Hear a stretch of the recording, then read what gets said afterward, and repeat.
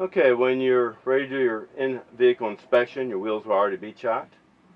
All you gotta do is do your safe start. Key on, look for the ABS light, should turn on, then turn off. That one's not doing either one, needs to be fixed. Make sure your stick's in neutral, clutch in, turn the key on. Ease out of the clutch in case you were mistaken. Okay? Now, as soon as I don't hear any buzzing, I'm pressing in that red and yellow valve. That'll dump 20 to 60 psi, and I want to get my gauges down to about 100. If I have to, I'll press the brakes once or twice. Okay, now roll my window down a little bit. I'm going to bring my RPMs up to 14, 1500. Don't go over 15. And I want to hear my air governor pop between 120 and 140 psi.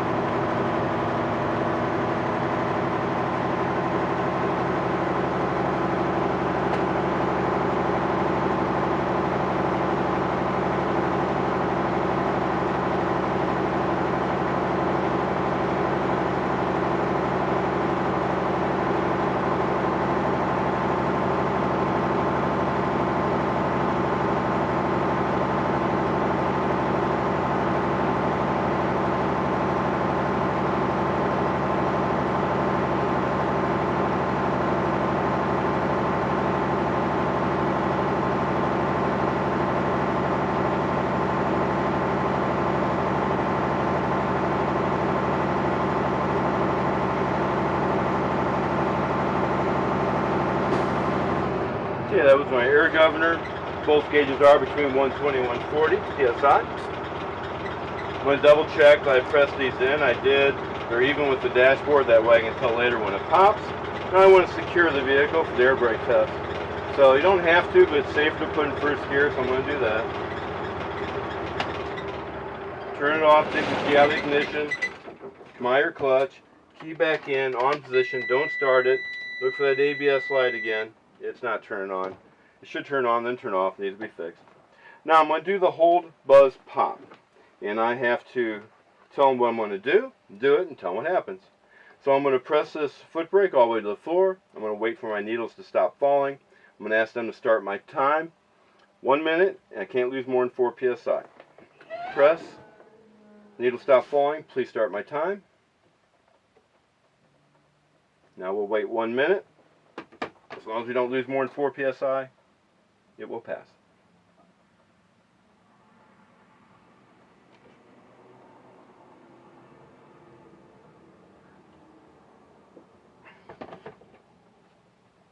Now these gauges aren't designed for measuring 4 psi accurately. You just have to estimate.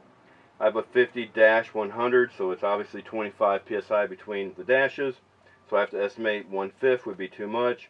And then I have to estimate how many needle widths would be 4 psi. I'm going to say 3. So if it moves more than that, this needs to go to the shop and have a mechanic look at it. But these aren't moving at all, so that's a good sign.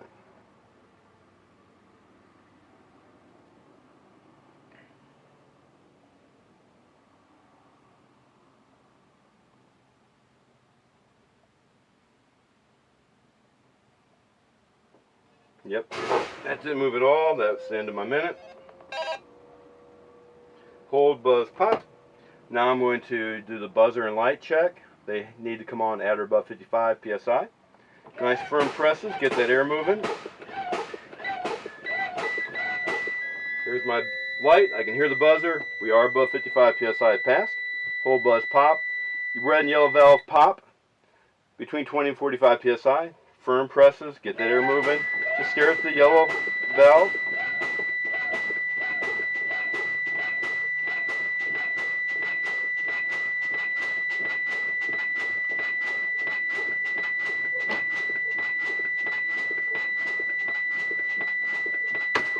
Okay, they both popped. Both gauges between 20 and 45 psi. It passed all 3 tests. Clutch in, stick to neutral, safe start.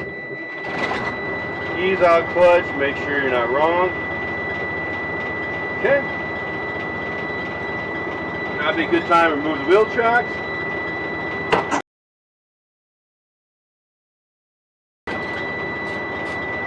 Okay, I'm going to bring those RPMs back up. make that noise stop. If it doesn't bother you or the examiner, you can keep on going, but I'm going to make that stop.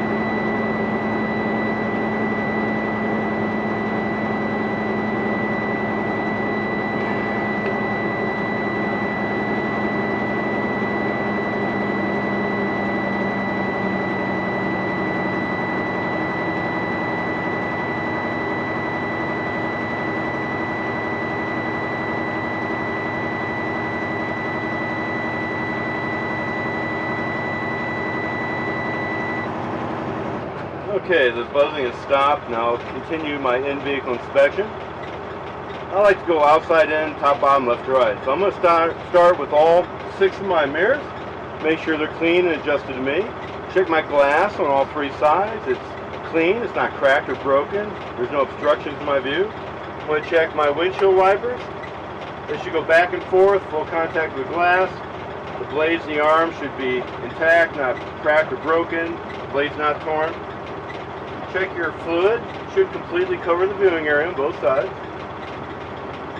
So those are working properly. I'll do my air horn, city horn. Now I'll do my dashboard indicators. They're going to want you to point at them. There's my left turn signal. My 4-ways. My right turn signal. Turn my headlights on so I can check my high beams. There's my high beam indicator. So all my dashboard indicators are working properly. Turn your lights off. Okay, now I'll check my heater and defrost. Full fan, doesn't matter if it's hot or cold, we're just checking airflow here. Selector does need to be in the proper position. The best one's where it has the feet and the defroster, so I can check them both at the same time. You can check it independently if you want to. Just make sure the selector matches where the hand's supposed to be. Otherwise you won't get credit for that check. I do my tug pull last. So then I'll check my fuse box, make sure I have spare fuses. I'll check underneath the bunk, make sure I have 3 red reflective triangles. I'll check underneath the seat, make sure that I have the fire extinguisher securely mounted and fully charged. And now I'll do my tug pull. Doesn't matter which one you do first, just press one of them in, and you're testing the other one. So this means I'm testing the other one, which is my parking brake. In 4th gear, 3rd or 4th is okay. I just don't actually want to drag this trailer or truck anywhere. I need enough of a pull I'm sure I'm pulling against it. Don't just give it too little. So that definitely helps. Pull this one out, push in the yellow, therefore I'm checking the red one, which is my trailer.